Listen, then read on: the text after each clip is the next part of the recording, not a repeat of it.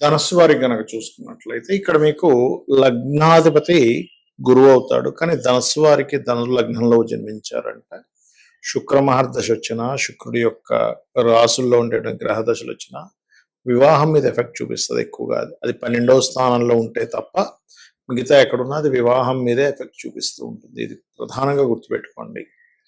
అయితే ఇక్కడ మనం ఇవాళ చెప్పుకోబోయే కాన్సెప్ట్ ఏంటంటే రకరకాల మార్గాల ద్వారా డబ్బులు వస్తుంటాయి మనిషికి. ధనుసులో జన్మించిన వాళ్ళకి ఇప్పుడు శని ధనాధిపతి. ఈ శని ఉదాహరణకి పంచమాధిపతి అయిన కుజుడితో కలిసి ఉంటే శత్రువు అవుతాడు. కాబట్టి మంచి గ్రహం కూడా మధ్యలో ఉంటే ప్రేమ వ్యవహారాలు ఫ్రెండ్స్ ద్వారా వీటి ద్వారా వస్తుంది. ఏమాత్రం పాడైన ఈ ఫ్రెండ్స్ అని ప్రేమ వ్యవహారాలని వీటి ద్వారా డబ్బులు కోల్పోతాడు మొత్తం మనిషి. కాకపోతే ఇక్కడ గురువుతో మళ్ళీ శని ఉంటే మళ్ళీ ధనయోగాన్ని ఇస్తాడు జీవిత భాగస్వామి ద్వారా. అత్తయ్య ద్వారా రావాలంటే బుధుడితో శని ఉండాలి. ఇలా రకరకాల కాంబినేషన్స్. బట్ ఇక్కడ ఏంటంటే మీకు అది కలిసి ఉండడం వేరు. ఆ కలిసి ఉన్నటువంటి గ్రహస్థితి ఏదైతే ఉందో పర్టికులర్గా గుర్తుపెట్టుకోండి. కలిసి ఉన్నటువంటి గ్రహస్థితి మీకు ఏదైతే ఉంటుందో ఆ కాంబినేషన్ పర్టికులర్గా కలిసి ఉన్న కాంబినేషన్ శుభగ్రహాలతో ఉన్నప్పుడు ఇచ్చే రిజల్ట్ ఈజ్ డిఫరెంట్. పాపగ్రహాలతో కలిసి ఉన్నటువంటి రిజల్ట్ ఈజ్ డిఫరెంట్. గుర్తుపెట్టుకోండి ఇది. అయితే ఇక్కడ మరొక విషయం ఏంటంటే ఈ కాంబినేషన్ శుభగ్రహాలతో ఉంది అనుకుందాం కాసేపు. శుభగ్రహాలతో ఉంటే మీకు ఖచ్చితంగా ఫలకృతం అవుతుంది. అయితే ఆ మహాదశలు రావాలి.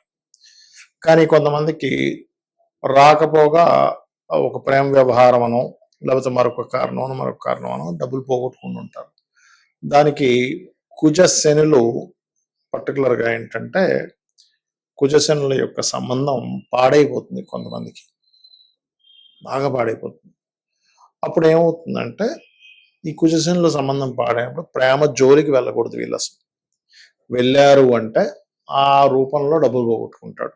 ప్రేమని షేర్ మార్కెట్ అని ఏదో ఇన్వెస్ట్మెంట్ చేసేసి రకరకాల వాటి ద్వారా ఇన్వెస్ట్మెంట్లు రకరకాలు చేసేస్తారు. ఒకటేసారి 5 బిజినెస్లు 10 బిజినెస్లు ఒకటేసారి స్టార్ట్ చేస్తారు. అలాంటి పిచ్చి పనులు చేయకూడదు. ఒకవేళ ఇన్వెస్ట్మెంట్ చేయాలనుకున్నా లాంగ్ టర్మ్ ఇన్వెస్ట్మెంట్స్ చేయాలి ఈ ధనస్సు వారు. అప్పుడే వీళ్ళకి కలిసి వస్తుంది. గుర్తుపెట్టుకోండి. ఇక వీళ్ళు బాగా కలిసి రావాలి ఫైనాన్షియల్గా అనుకుంటే లక్ష్మీ నరసింహస్వామి యొక్క ఆరాధన చేయాలి. లక్ష్మీ నరసింహస్వామి ఆరాధన ఎంత చేస్తుంటే అంత బాగుంటుంది. కొంతమంది చూడండి మామయ్య యొక్క బిజినెస్ వీళ్ళకి కలిసి వస్తుంది. కొంతమందికి అంటే అమ్మాయిని చేసుకుంటాడు, తీరా చూస్తే ఆ మామయ్య చేసేటువంటి వ్యాపారం కూడా ఈయనకు కలిసి వస్తుంది. అది ఎప్పుడు అంటే ఈ శని వెళ్ళి అంటే ఈ శని మంచి కండిషన్లో ఉన్నాడు, ఎక్కడ కూడా ఎగ్జాల్టెడ్ పొజిషన్లో ఉండడం, మంచి శుభగ్రహాలతో కలిసి ఉండడం, అప్పుడు ఖచ్చితంగా వస్తుంది. సో మీకు అన్ని అంటే ఫైనాన్షియల్ ఇంకా బాగా గ్రోత్ రావాలి అంటే ఓం ధర్మాధ్యక్ష ధనాధ్యక్ష ధనధాన్య వివర్ధనే నమః మంత్రం చేసుకోండి. అన్ని విధాలు బాగుంటుంది. కొంతమందికి ఎలా ఉంటుందంటే తల్లి ద్వారా వస్తుంది. తల్లి అన్ని చూసుకుంటుంది పాపం వాళ్ళకి చిన్నప్పటి నుంచి అన్ని ఎవ్రీథింగ్. మదరే మెయిన్ బోన్ సపోర్ట్గా ఉంటుంది. అలాంటప్పుడు ఏమిటంటే మీ లగ్నానికి 4వ అధిపతి ఎవరో చూసుకోవాలి. మీది ఏ లగ్నం అయినా మేషం కావచ్చు, వృషభం కావచ్చు. ఇప్పుడు మేషం అనుకోండి, చంద్రుడు ధనాన్ని ఇచ్చే కారకుడితో ఉన్నాడా? ఇక్కడ ఏంటంటే చంద్రుడు కనుక శుక్రుడితో ఉన్నాడు, ధనయోగం ఫైనాన్షియల్గా బాగా మదర్ ద్వారా వస్తుంది. అలా కాకుండా ఈ అత్తగారి ద్వారా అప్పుడు 10th లార్డ్ అంటే దశమాధిపతి, మీ లగ్నం నుంచి దశమాధిపతి ఎవరు తద్వారా వస్తుంది. గుర్తుపెట్టుకోండి. కొంతమంది చూడండి 3వ అధిపతితో కలిసి ఉంటాడు, అప్పుడు మామయ్య ద్వారా వస్తుంటాయి డబ్బులు. అంటే ఏమిటంటే ఇక్కడ అదేదో వాళ్ళ ద్వారా రావాలని ఆశపడమని నేను చెప్పట్లేదు, మీరు వాళ్ళని పీడించుకొని తినండి నేను చెప్పట్లేదు. బాగా అర్థం చేసుకోండి. నా కాన్సెప్ట్ ఏంటంటే మీరు పూర్వజన్మల్లో వాళ్ళకి బాకీ ఉండడమో వాళ్ళు మీకు బాకీ ఉండడం. కొంతమంది చూడండి అత్తగారికి మొత్తం ఏం చూసుకుంటాడు, ఎవ్రీథింగ్. ₹1 కట్నం తీసుకోకుండా, అసలు కట్నం అనేది తీసుకోకూడదు, కాకపోతే తీసుకోకుండా ఆవిడ వాళ్ళ పనులన్నీ ఆవిడకి కావాల్సిన మెడిసిన్స్ కానివ్వండి ఆవిడని చూసుకోవడం అన్ని జరుగుతాయి. ఎందుకంటే 10th హౌస్కి అత్తగారి 10th హౌస్ 10th హౌస్కి రుణం పడి ఉన్నాడు జాతకుడు. కొంతమందికి భార్యని ఇంకా ఆవిడకి ఏం కావాలో అన్ని కొనిస్తూ ఉంటాడు. కొంతమంది ఇతను ఏ జాబు చేయకుండా ఇంట్లో ఉంటే భార్య మొత్తము కూడా సంపాదించి ఇతనికి ఏం కావాలో అన్ని చూసుకుంటూ ఏమాత్రం కించపరచకుండా కూడా చూసుకుంటారు కొంతమంది. అది ఎందుకు అంటే కొంత వీళ్ళ మంచితనం ఉంటుంది అక్కడ. వీళ్ళు ఏదో పాపం గొప్ప విషయాల కోసం ట్రై చేస్తూ ఉంటారు. ఈ ఐఏఎస్ ఐపీఎస్ కోసం ఒక పక్క చదువుకుంటూ ఉంటారు. లేకపోతే ఈయన ఎంతో నిజాయితీగా వ్యాపారం చేసి కూడా నష్టపోయి ఇంట్లో కూర్చొని ఉంటే ఆవిడ అర్థం చేసుకొని పోషించవచ్చు. బట్ ఇక్కడ ఏంటంటే ఏదైనా కావచ్చు కారణం అక్కడ. ఇక్కడ ఏంటంటే జీవిత భాగస్వామి ద్వారా మీకు బెనిఫిట్ ఉందా లేదా? సింపుల్ గా ఏం చెప్తుంది, 7th and 2nd కాంబినేషన్స్ పుష్కలంగా బ్రహ్మాండంగా ఉన్నాయి, మహాదశలు నడుస్తున్నాయి. ఇక్కడ ఏంటంటే మనకి ఆ మహాదశ నడుస్తుందా లేదా కూడా చాలా ముఖ్యమైనటువంటి అంశం. మహాదశ నడవలేదు మీకు వేస్ట్. అది ఎప్పుడో 70 ఏళ్ళకు వస్తుంది. ఏం చేసుకుంటాం 70 ఏళ్ళకు వస్తే? అప్పుడు ఏదో ఇంట్లో కూర్చొని ఉంటే ఎవడు పెడుతూ ఉంటాడు. అలా కాకుండా కొంతమందికి చూడండి, భార్య లేదా భర్త ఆ యొక్క బిజినెస్ లో ఎంటర్ అయితే డబ్బులు వస్తాయి. అప్పుడు కూడా సప్తమం ధనయోగాన్ని ఇస్తుంటుంది. చాలా మంది ఏం చేస్తారు, పార్ట్నర్షిప్ అనగా వద్దనేస్తారు.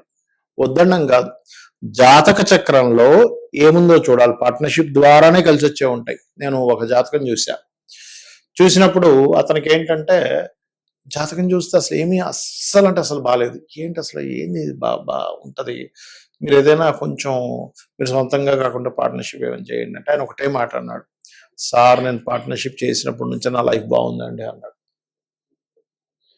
ఎందుకంటే అతనికి పార్ట్నర్ ద్వారా ధనయోగం ఉంది. ఒక లారీతో ప్రారంభించాడు ఆయన. ఒక్క లారీతో ఇంట్లో ఉండే కొంచెం బంగారం తీసుకెళ్ళేదో లారీ కొన్నాడు. ఆయనతో పాటు ఇంకొక ఆయన కలిసి కొన్నాడు. 10 లారీలు అయిపోయాయి. కూర్చున్న దగ్గర లక్షలు వచ్చి పడుతుంది. అంటే ఏమిటి, అది పార్ట్నర్ ద్వారా ధనయోగం ఉంటే జీవిత భాగస్వామిని పార్ట్నర్ చేసుకోవచ్చు. బయట పార్ట్నర్స్ ద్వారా కూడా ధనయోగం వస్తుంది.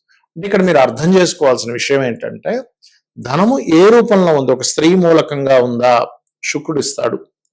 ప్రేమ మూలకంగా ఉందా, పంచమం. ఒక్కోసారి పంచమం ప్రేమనే కాదు, సంతానం కలిగిన తర్వాత కూడా డబ్బులు వస్తాయి, గుర్తుపెట్టుకోండి. అంటే మీకు ఆ పర్సన్ పర్టికులర్ గా ఒక మనిషితో యోగం ఉన్నప్పుడు ఆ పర్టికులర్ జీవుడు అక్కడే జన్మిస్తాడు, గుర్తుపెట్టుకోండి. ఆ సర్కిల్లోనే జన్మిస్తాడు, అక్కడ ఉండే దాంట్లోనే జన్మిస్తాడు. ఆ పర్టికులర్ స్కూల్కే వెళ్తాడు, ఆ పర్టికులర్ కాలేజీకే వెళ్తాడు, ఆ పర్టికులర్ జాబ్కే వెళ్తాడు. అక్కడ ఎవరో పరిచయం అవుతారు, లేదా ఆ పర్టికులర్ మనిషినే పెళ్లి చేసుకుంటాడు. బికాజ్ ఆఫ్ దాన్నే యోగము అంటుంది జ్యోతిష్ శాస్త్రం. యోగం అది ఇబ్బంది పెట్టేదైనా యోగమే అంటుంది, మంచిదైనా యోగం ఉంటుంది. ఎందుకంటుందంటే ఇబ్బంది పెట్టేదైనా యోగం ఎందుకు అవుతుందంటే ఇబ్బంది పడుతున్నావు నువ్వు, కానీ కర్మని తొలగించేసుకుంటున్నావు.